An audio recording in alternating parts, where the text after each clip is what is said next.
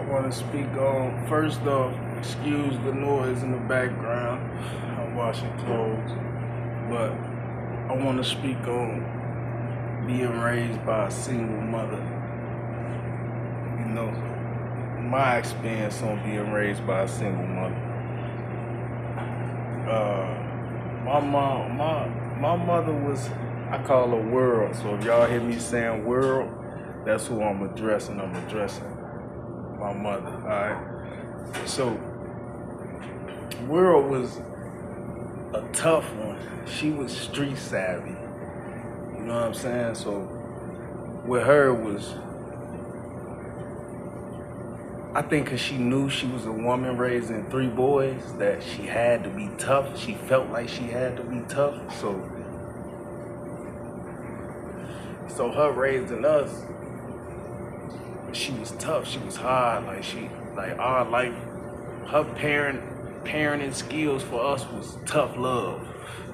Like everything was tough love for us. Like I remember when we was kids, and I think this what built us that tough exterior growing up, and why we felt like we always had to fight and prove ourselves to niggas, cause like we ain't want to look like no bitch going home to our mama. You know what I'm saying? So,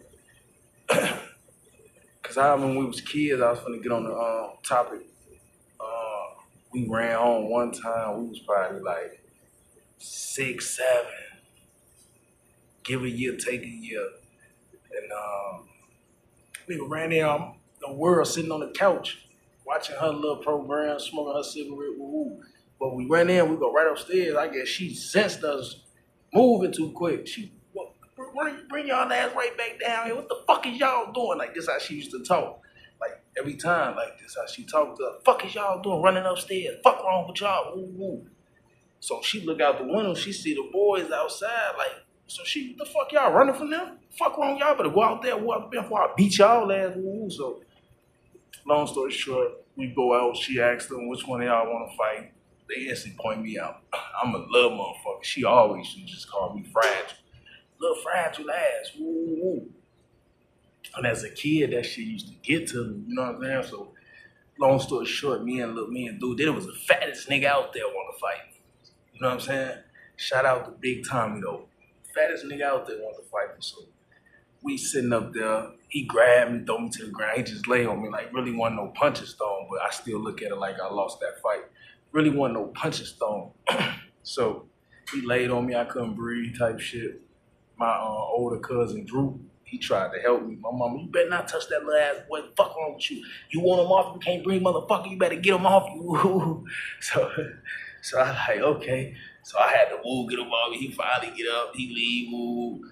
So long story short, I had something on. So I'm like, okay, bet. I always felt like I had to get my run back on him. You know what I'm saying, Tommy. So later on down the line, I ended up getting my run back on Tommy. So, but that's the type of like parent World was, like World she is. You know what I'm saying? World still, but she not like that no more. World not hard like that no more.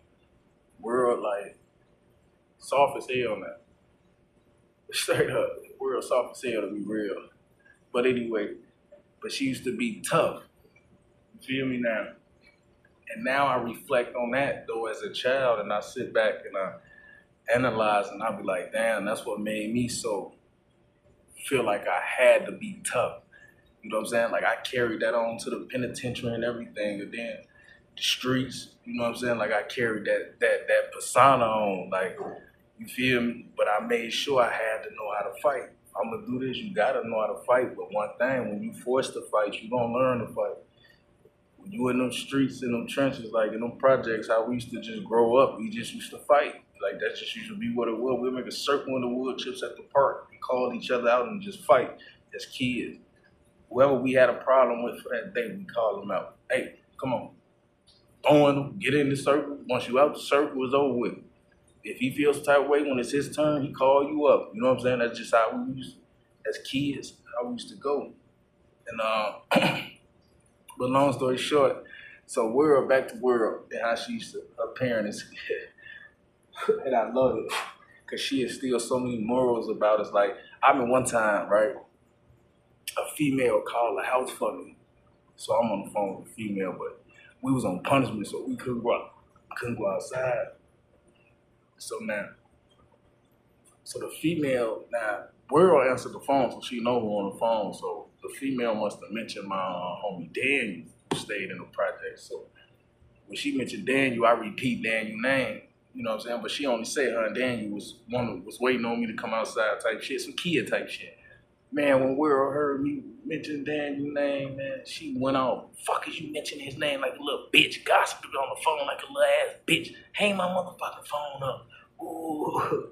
You know what I'm saying? At the time as a kid, I'm like, damn, what the fuck? I ain't did nothing. You know what I'm saying? I feel some type of way. But now that I'm older and now I see this gossiping shit is real and that shit starts shit and your name will come up and shit just because you listening to a conversation and ain't got nothing to do with you. You know what I'm saying? I learned from that. You know what I'm saying? Especially going through the penitentiary, that was a moral that you had to go by, like, mind your business. You know what I'm saying? Mind your business. So, but I love World, and I love the way she raised me. She made me who I am and who I was while I was in the penitentiary. You know what I'm saying? Made me the type of guy that stand on shit and and forced me to go out here and get this knowledge. You know? Because I only want right for her and for us, my family, and that's it. That's why I'm on here speaking that. This shit, like I told y'all, this shit not me. This not me at all.